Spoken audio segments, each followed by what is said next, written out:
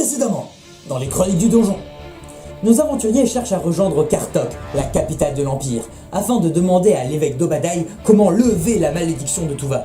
Heureusement pour eux, un collectionneur leur propose un marché, des chevaux et de l'or afin de faciliter leur voyage, à condition que les héros lui ramènent un objet de collection qui a été perdu dans les ruines d'un ancien château. Après moult péripéties, les aventuriers trouvent l'objet de leur quête, qui les ramène à leur commanditaire. Ce dernier tient sa parole et les héros peuvent ainsi prendre la route de Kartok.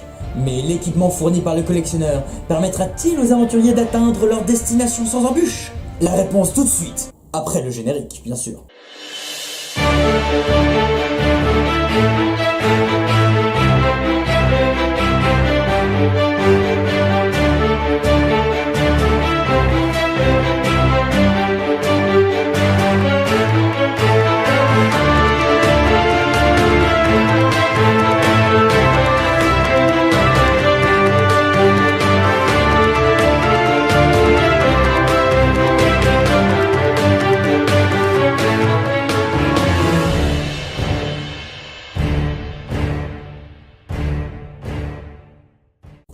En vérité, la route vers Kartok commence mal.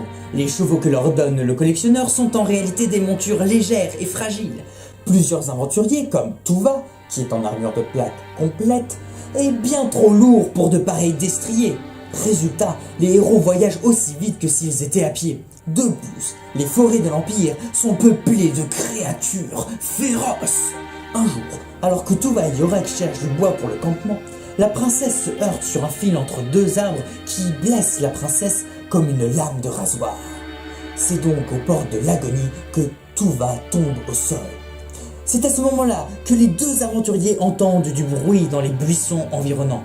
Yorick a à peine le temps d'aider Tuva à se relever et la princesse de se lancer un sort de soin que 4 kobolds sautent sur nos héros. Le combat est assez difficile car le barbare maladroit n'arrive pas à garder une arme en main.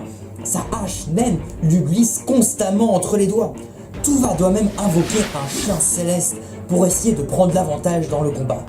Mais il faut plus que quelques créatures sauvages pour faire barrière à nos héros.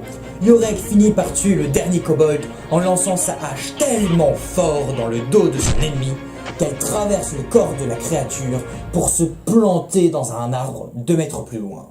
Après une semaine de marche, les 4 héros arrivent à la ville d'Oslitok. Une petite ville commerciale faite de maisons à colombages au pied d'un puissant château fort. Les aventuriers en profitent pour faire leurs emplettes.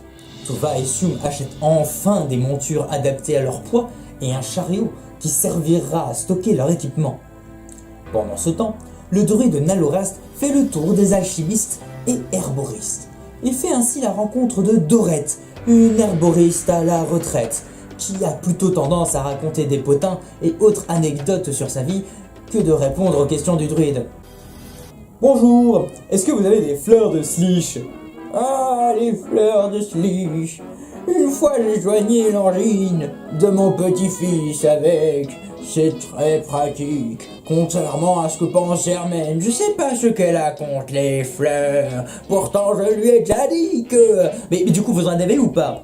J'aime pas dire que j'ai une plante. Je trouve ça très possessif, comme le dit le père Drodu. Bon, vous allez répondre oui ou non. Vous avez ce produit ou pas? Voilà, mais ne soyez pas si pressés, jeune elfe.